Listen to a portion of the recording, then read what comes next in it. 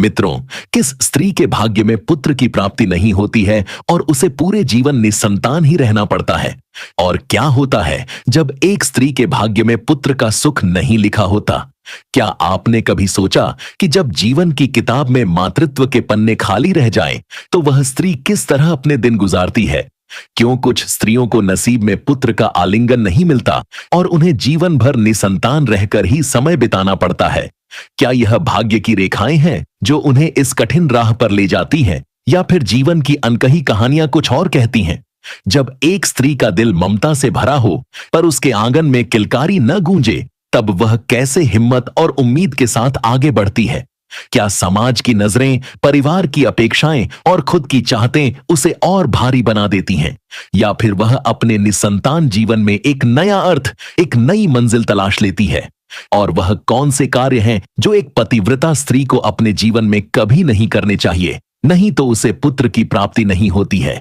मित्रों, एक समय की बात है जब माता लक्ष्मी भगवान विष्णु से मिलने के लिए जाती हैं और भगवान विष्णु से कहती हैं, प्रभु, आज मैं आपसे 3 प्रश्नों का उत्तर पूछने के लिए आई हूं। तो भगवान विष्णु कहते हैं, हे देवी, तुम निश्चिंत होकर अपने तीनों प्रश्नों को मुझे बताओ, मैं तुम्हारे प्रश्नों का उत्तर अवश्य दूंगा। तो प्रश्नों को बताते हुए माता लक्ष्मी कहती हैं, प्रभु, मेरा पहला प्रश्न यह है कि वह कौन सी स्त्री है जिसके भाग्य में पुत्र की प्राप्ति नहीं होती है और वह पूरा जीवन निसंतान ही रहती है?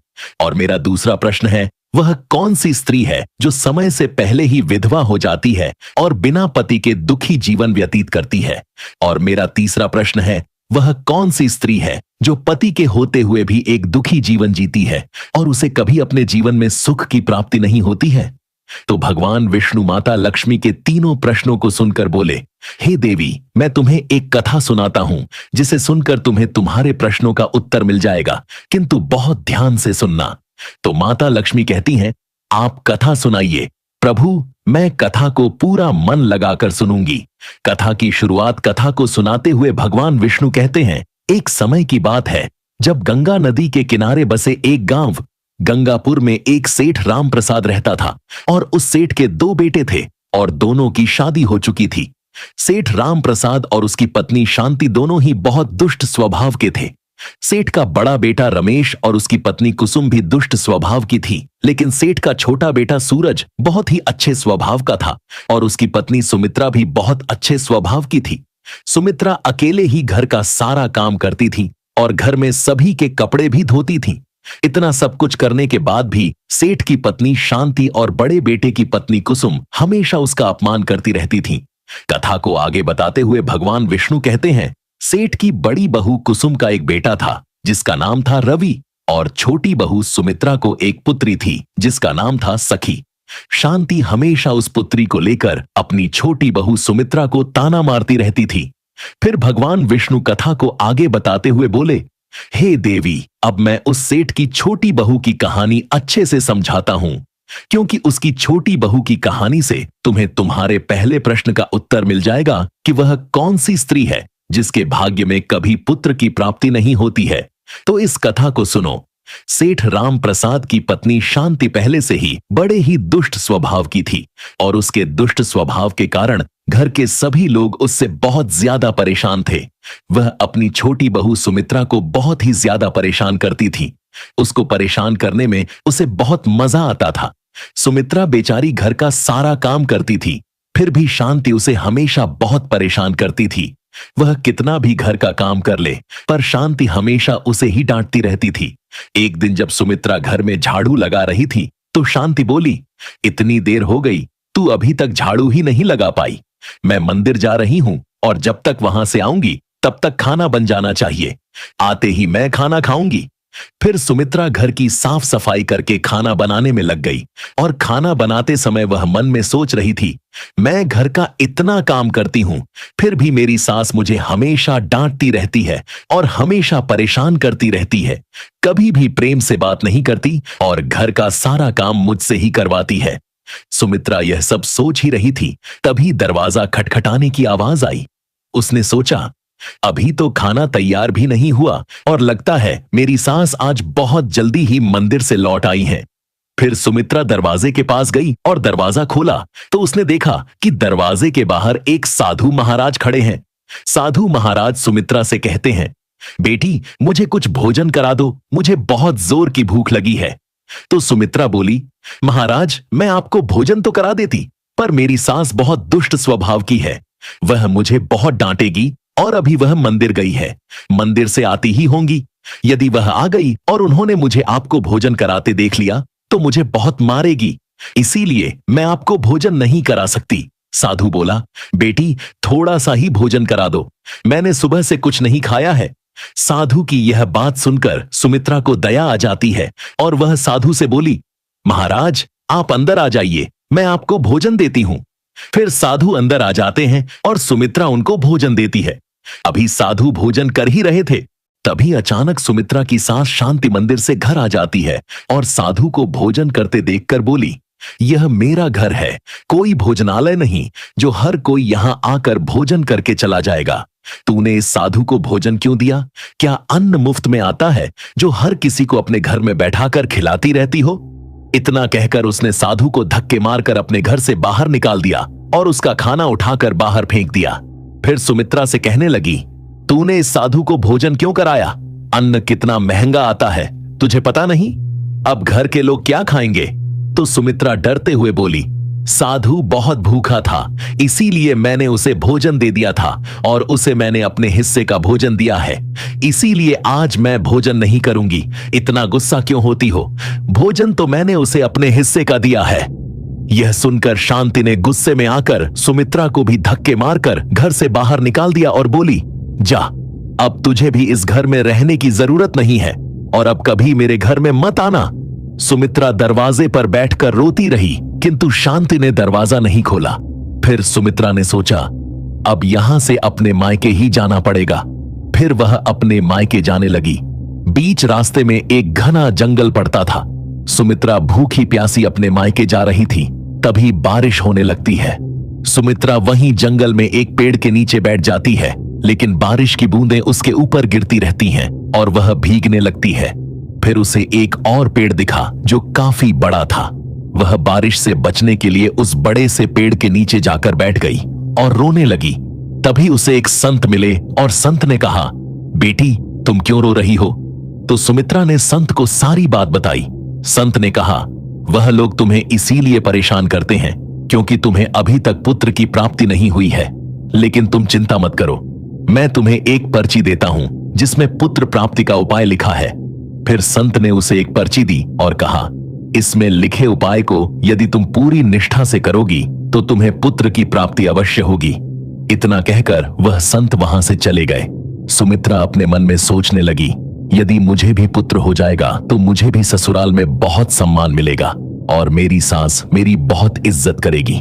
यह सोच ही रही थी, तभी बारिश बंद हो गई। फिर उसने पर्ची को खोला और पढ़ा तो उसमें लिखा था, पुत्र प्राप्ति के लिए स्त्री को हमेशा अपने पति के बाएं ओर सोना चाहिए। पर्ची में आगे लिखा था कि मासिक धर्म शुरू होने के प्रथम 4 दिवस में स्त्री और पुरुष के मिलन से पुरुष रोग प्राप्ति होता है, इसीलिए मासिक धर्म के प्रथम 4 दिन पति पत्नी को मिलन नहीं करना चाहिए।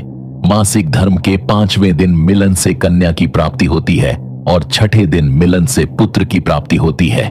7वें दिन मिलन से बंध्या पुत्री होती है। मासिक धर्म की 10वीं रात्रि में मिलन करने से अतिश्रेष्ठ पुत्र की प्राप्ति होती है। पर्ची में लिखी सारी बातें पढ़कर सुमित्रा अपने मन में सोचने लगी, अब मैं इसी जंगल में रहूंगी। फिर वह जंगल में ही कुटिया बनाकर रहने लगी। उसका पति सूरज उसे ढूंढते हुए उसी जंगल में सुमित्रा के पास पहुंचा और उससे कहा, तुम घर चलो। सुमित्रा ने उसे पर्ची वाली सारी बात बताई और कहा, अब मैं यहीं रहूंगी जब तक मुझे पुत्र की प्राप्ति नहीं हो जाती। यह सुनकर उसका पति भी उसी के साथ जंगल में रहने लगा। सुमित्रा ने अपने मासिक धर्म के दौरान मासिक धर्म की 10वीं रात्रि में अपने पति के साथ मिलन किया और वह गर्भवती हो गई। सुबह स्नान करके सुमित्रा पूजा पाठ करने के लिए बैठी हुई थी, तभी उसका पति लकड़ी काटने के लिए चला गया। फिर भयंकर तूफान आया जिससे उसकी झोपड़ी उड़ गई और भारी बारिश होने लगी। बारिश से बचने के लिए सुमित्रा उसी बड़े से पेड़ के नीचे जाकर बैठ गई। उस पेड़ पर 2 राक्षसी रहती थीं, जो इस समय बाहर गई हुई थीं। थोड़ी ही देर बाद वह दोनों राक्षसी पेड़ पर आकर बैठ गईं और उसी पेड़ के नीचे सुमित्रा बैठी थी। राक्षसी आपस में कहने लगी, चलो सोने के टापू पर चलते हैं। दूसरी कहने लगी, पर चलेंगे कैसे? पहली राक्षसी बोली, इसमें कौन सी बड़ी बात है, इस पेड़ को अभी उड़ा देती हूं, इसी से चलेंगे। इतना कहकर दोनों राक्षसी उस पेड़ पर बैठकर सोने के टापू की तरफ निकल लेती हैं। उसी पेड़ की जड़ पर सुमित्रा भी बैठी थी, इसीलिए वह भी साथ में उड़ने लगती है। किंतु राक्षसी को यह बात नहीं पता होती कि पेड़ के नीचे एक औरत भी है। कुछ ही देर में दोनों राक्षसी सोने के टापू पर पहुंच जाती हैं। फिर दोनों राक्षसी को भूख लगी तो वह पेड़ से उतरकर शिकार करने के लिए चली गईं। सुमित्रा पेड़ की जड़ से उतरकर जब सोने के टापू पर पैर रखा तो उसने देखा कि यहाँ तो सब सोना ही सोना है। वह जल्दी जल्दी सोने को अपनी साड़ी के आंचल में भरने लगी और जितना सोना भर सकती थी उतना भर लिया। फिर दोबारा से उसी पेड़ की जड़ पर जाकर बैठ गई। कुछ देर बाद दोनों राक्षसी शिकार करके वापस आ गईं और पेड़ के ऊपर बैठ गईं। फिर दोनों आपस में कहने लगी, चलो अब यहां से चलते हैं। कुछ ही देर में वह दोनों पेड़ को लेकर वहीं पर पहुंच गईं। सुमित्रा तब तक पेड़ की जड़ पर चुपचाप बैठी रही जब तक दोनों राक्षसी वहां से चली नहीं गईं। फिर भगवान विष्णु कहानी को आगे बताते हुए माता लक्ष्मी से कहते हैं, अब कहानी को ध्यान से सुनना, क्योंकि यहीं से आपको पता चलेगा कि किस स्त्री के भाग्य में पुत्र की प्राप्ति नहीं होती है। माता लक्ष्मी कहती हैं, जी प्रभु। भगवान विष्णु कहते हैं, कुछ देर बाद दोनों राक्षसी वहां से चली गईं। फिर सुमित्रा उस सोने को लेकर पेड़ की जड़ से नीचे आ गई और सोचने लगी, यह सारा सोना लेकर मैं अपने घर जाऊंगी और मेरी सास इतना सोना देखकर खुश हो जाएंगी और मुझे परेशान करना बंद कर देंगी। मुझे घर का काम भी नहीं कराना पड़ेगा। सुमित्रा यह सोच ही रही थी, तभी उसका पति सूरज भी जंगल से लकड़ी काट कर आ गया और सुमित्रा से कहने लगा, इतना सारा सोना तुम कहां से लाई हो? सुमित्रा ने उसे राक्षसी वाली सारी बात बताई और कहा, चलो अब हम लोग घर चलते हैं। उसका पति बोला, ठीक है। फिर दोनों घर जाते हैं और घर जाते ही सुमित्रा ने अपनी सास शांति को सारा सोना दे दिया। इतना सारा सोना देखकर शांति बहुत खुश हुई और उससे पूछने लगी, तुम इतना सारा सोना कहां से लाई हो? सुमित्रा ने अपनी सास को राक्षसी वाली सारी बात बताई। शांति ने सारा सोना ले लिया और सुमित्रा से कहने लगी, इतने सोने से क्या होगा? जब वहां पर बहुत सारा सोना था तो तुझे और ज्यादा सोना लेकर आना था। इतना थोड़ा सोना लेकर क्यों आई हो? सुमित्रा बोली, मां जी, इतना सारा सोना तो है, और लाती तो क्या होता? शांति बोली, तुझे और ज्यादा सोना लाना था जिससे हमारी 7 पुश्तें बैठकर खाती, फिर भी सोना खत्म न होता। अब तू देख, इस बार मैं जाऊंगी और बहुत सारा सोना लेकर आऊंगी। सुमित्रा ने कहा, नहीं मां जी, आप वहां मत जाओ, वहां जान का भी खतरा है। लेकिन शांति ने उसकी बात नहीं मानी और उसी जंगल में पहुंच गई। वह उसी पेड़ के नीचे जाकर बैठ गई जहां कुछ दिनों पहले सुमित्रा बैठी थी।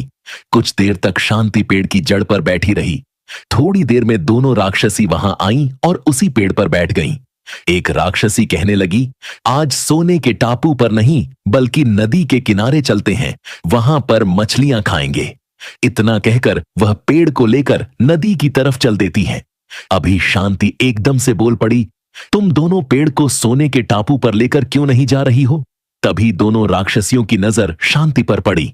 शांति सोचने लगी, यह मैंने क्या बोल दिया? अब तो राक्षसी जान जाएंगी कि इस पेड़ पर कोई और भी है। दोनों ने देखा कि इस पर तो एक स्त्री बैठी है।